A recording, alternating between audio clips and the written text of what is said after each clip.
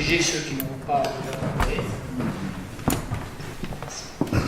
Moi j'avais juste deux petites questions pour toi.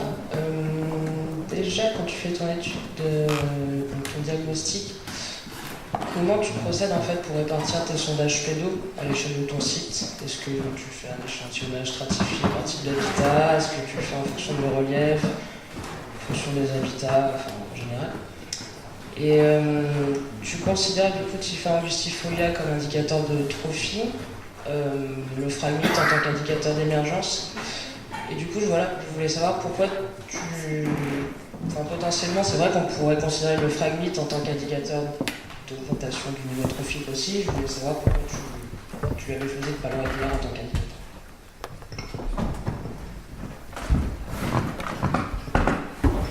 Alors, rapidement, les réponses, c'est pas simple, hein, ce sont des questions quand même complexes. Alors, par rapport au plan d'échantillonnage, quel qu'il soit, il y a plusieurs choses qui entrent en jeu et ça va varier en fonction du contexte.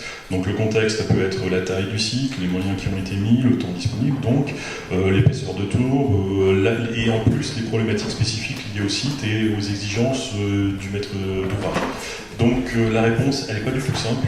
Elle fait appel à un ensemble de facteurs qui vont faire le choix. Et puis en plus, il y a l'expérience aussi d'aller chercher les informations là en fait où elles peuvent être les plus intéressantes. Mais définir comme ça un protocole, c'est pas du tout simple.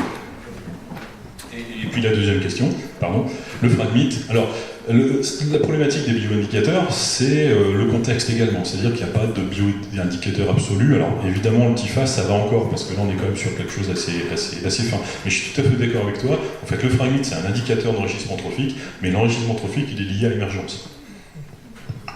Oui, puis la fragmité, moi je connais des fragmités avec Drosera intermédiaire et je connais des fragmités avec Alistegia sepium, donc un gradient trophique chez les fragmités extrêmement vaste. Le fragmite n'est absolument pas un bon indicateur de trophie en tant que tel. Par contre, une communauté à fragmite, oui. Oui, Pierre, à un moment dans ton intervention, un peu au début, tu as dit, d'ailleurs c'est peut-être, tu as utilisé l'expression, je crois, c'est peut-être pas une vraie tourbière. Alors bon, je fais semblant de pas comprendre, mais tu sais ce que je pense. Il n'y a pas de vraie et de fausse tourbière. Où il y a un histosol, les conditions hydrologiques sont favorables au développement d'un histosol et c'est une tourbière, où les conditions hydrologiques, l'hydromorphie n'est pas en capacité de permettre le développement de l'accumulation de tourbe. Et dans ce cas-là, on est sur un dérivé réductisol, dans un marais. Moi, à mon avis, c'est... Alors, je sais bien, sur le terrain, il y a des intergrades, il y a des situations, mais... l'expression fausse ou vraie tourbière, ça va pas.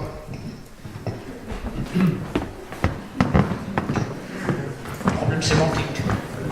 Je pense que j'ai dit cette phrase par rapport à toi, justement.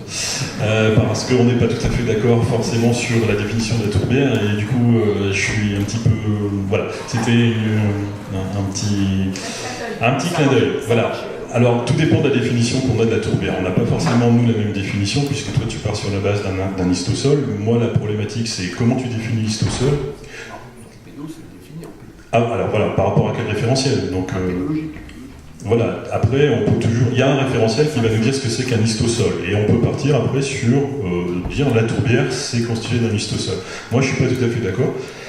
Parce qu'en fait, il y a quand même... Il faut imaginer qu'il y a un moment de la tourbière, c'est déjà une tourbière, mais il n'y a pas encore de tourbe. Donc ça, il faut pouvoir prendre en compte. C'est cas particulier. Soit on les mentionne à côté, et puis ensuite, il y a des tourbières qui pédalent... Enfin, il y a des communautés turfigènes qui pédalent dans la semoule, donc qui ont capacité à former de la tourbe, mais la tourbe va éventuellement se dégrader au fur et à mesure qu'elle est produite. Mais pour moi, ça reste une tourbière, parce que c'est le caractère turfigène qui joue un rôle. Mais dans une autre présentation, je parle justement de cette définition de tourbière qui, pour moi, j'ai pas la même définition que toi. Moi, la tourbière, c'est un système qui a une turfigénèse passée ou potentielle. Toi, c'est principalement passé. Moi, j'ajoute le potentiel, en fait. Parce que le fait qu'on ait une communauté turfigène, pour moi, est déjà un indicateur de tourbière. Et pas seulement le fait que tu aies déjà de la tourbe. Merci pour cette précision sémantique. On va passer à la communication suivante.